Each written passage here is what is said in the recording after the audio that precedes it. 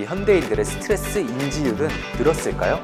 스트레스 인지율 %. 솔직히 저도 이걸 좀 믿기가 힘들고요.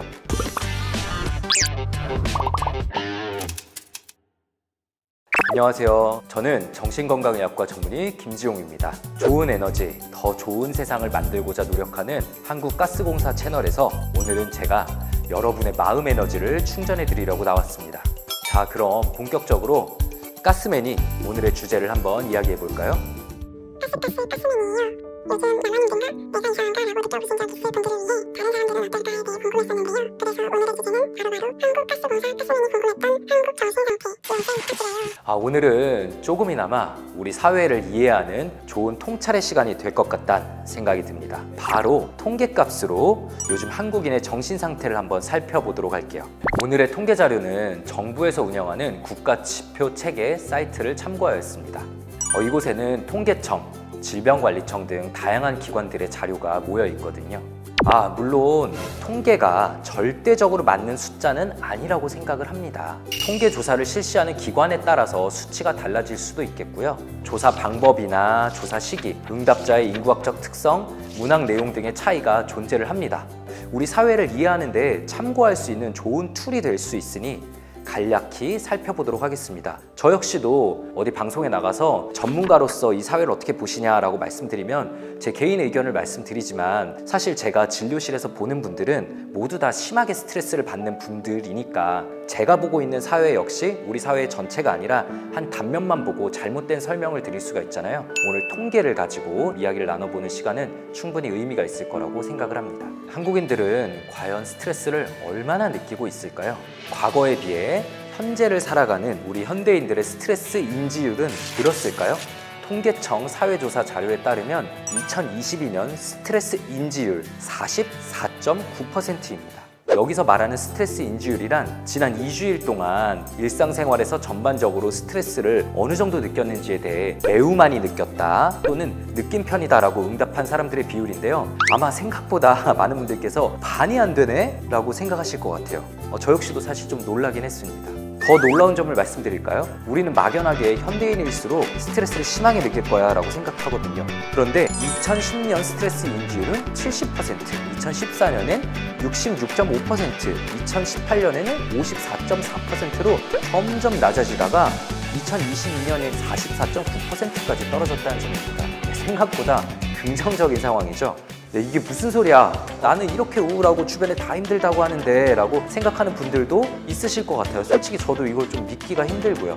우울감 경험률이란 지표를 한번 봐볼게요. 이 지표는 만 19세 이상의 인구 중에 최근 1년 동안 연속적으로 2주 이상 일상생활에 지장이 있을 정도로 슬프거나 절망감 등을 느낀 퍼센티지라고 합니다. 질병관리청 국민건강영양조사에서 조사한 바에 따르면 2021년 우울감 경험률은 11.2%입니다. 과거 2008년에 14.5%, 2012년에 12.9% 등 다른 연도보다 살짝 줄어들긴 했어요. 그런데 10명 중 1명은 우울감을 느낀다는 뜻입니다. 내가 아니더라도 우리 주변을 한번 잘 살펴볼 필요는 있겠죠. 참고로 이 지표는 2년마다 조사한다고 하니까 2021년 수치가 나왔고 올해 수치는 더 떨어지기를 진심으로 바라봅니다. 우리가 살면서 정신질환을 경험할 확률은 어느 정도 될까? 2021년 보건복지부에서 실시한 정신건강 실태조사를 한번 보실게요. 이 자료에서 일컫는 평생 유병률이란 평생 동안 정신장애를 한 번 이상 경험한 적이 있는 비율을 말하는데요. 여기서 정신장애란 알코올 사용장애, 니코틴 사용장애, 불안장애 혹은 우울장애를 뜻합니다.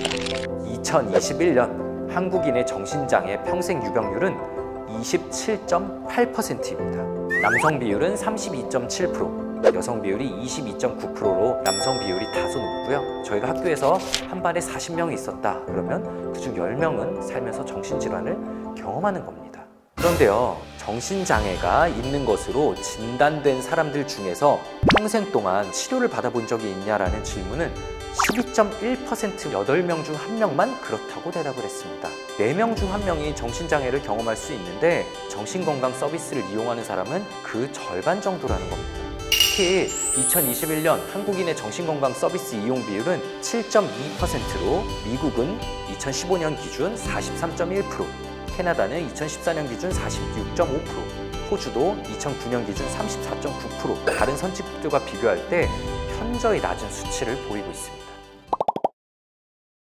네, 우리나라가 예전에 비해서는 정말 비할 수 없이 좋아졌다고 하지만 아직까지도 정신건강의학과 혹은 심리센터, 상담센터에 대한 사회적인 인식이 굉장히 부정적이거든요. 그 문턱을 넘기가 너무 힘드시고요. 혹은 내가 이렇게 치료받는다라고 했을 때 주변에서 너 위험한 정신과 약을 아직도 먹냐? 당장 끊어라. 혹은 야, 너 상담 뭐하러 받냐? 솔직히 그 돈 있으면은 이런 식으로 접근하는 사람들이 많기 때문에 아직까지도 우리나라 이런 문제가 해결되지 않고 있다고 생각을 합니다. 위험할 땐 119, 힘겨울 땐 129, 국번 없이 24시간 129 버튼만 누르시면 보건복지상담센터에서 긴급 상담을 받을 수가 있습니다. 긴급하게 마음 에너지 충전이 필요하실 때는 꼭 망설이지 말고 이용해 보시길 바라고요. 그럼 오늘 이 시간은 마치도록 하고요.